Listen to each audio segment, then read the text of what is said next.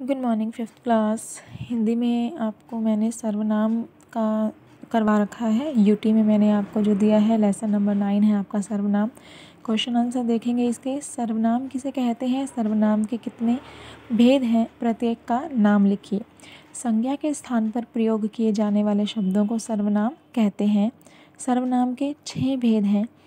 पुरुषवाचक सर्वनाम, निश्चयवाचक सर्वनाम, अनिश्चयवाचक सर्वनाम, संबंधवाचक सर्वनाम, प्रश्नवाचक सर्वनाम, निजवाचक सर्वनाम।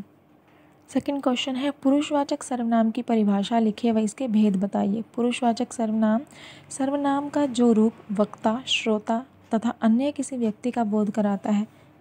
वक्ता बोलने वाला, श्रोता सुनने वाला या अन्य किसी व्यक्ति का बोध कराता है, उसे पुरुषवाचक सर्वनाम कहते हैं। जैसे मैं स्कूल जा रहा हूँ, तुम अंदर जाओ। पुरुषवाचक सर्वनाम के 3 भेद हैं, उत्तम पुरुष, मध्यम पुरुष, अन्य पुरुष। थर्ड क्वेश्चन है, संबंधवाचक सर्वनाम की परिभाषा उदाहरण सहित लिखिए। वे सर्वनाम शब्द जो वाक्य में किसी दूसरे सर्वनाम से संबंध प्रकट करते हैं उन्हें संबंधवाचक सर्वनाम कहते हैं। जैसे जो, सो, जैसा, वैसा, जिसकी, उसकी आदि।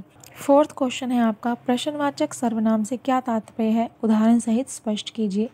जिन सर्वनाम शब्दों का प्रयोग प्रश्न पूछने के लिए किया जाता है उसे प्रश्नवाचक सर्वनाम कहते हैं। जैसे कौन, क्या, किसे, किससे, किसने आदि। फिफ्थ है, निजवाचक सर्वनाम से आप क्या समझते हैं, उदाहरण सहित लिखिए। जिन सर्वनाम शब्दों का प्रयोग कर्ता अपने लिए करता है उन्हें निजवाचक सर्वनाम कहते हैं। जैसे आप, स्वयं, खुद, अपने आप आदि।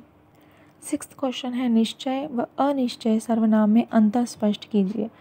निश्चयवाचक सर्वनाम क्या होता है, जो सर्वनाम किसी पास अथवा दूर की वस्तु या व्यक्ति का एक निश्चित बोध कराए उसे निश्चयवाचक सर्वनाम कहते हैं। जैसे यह मेरा घर है, ये बात मुझे पहले से पता थी। अनिश्चयवाचक सर्वनाम क्या होगा, जो सर्वनाम किसी पास अथवा दूर की वस्तु या व्यक्ति का एक निश्चित बोध ना कराएं उसे अनिश्चयवाचक सर्वनाम कहते हैं। जैसे कोई दरवाजे पर खड़ा है, अब हमें नहीं पता कि कौन है। आँख में कुछ पड़ गया है, एग्जैक्ट नहीं पता तो कुछ पड़ गया है, तो ये हो जाएगा अनिश्चयवाचक सर्वनाम। Okay, thank you.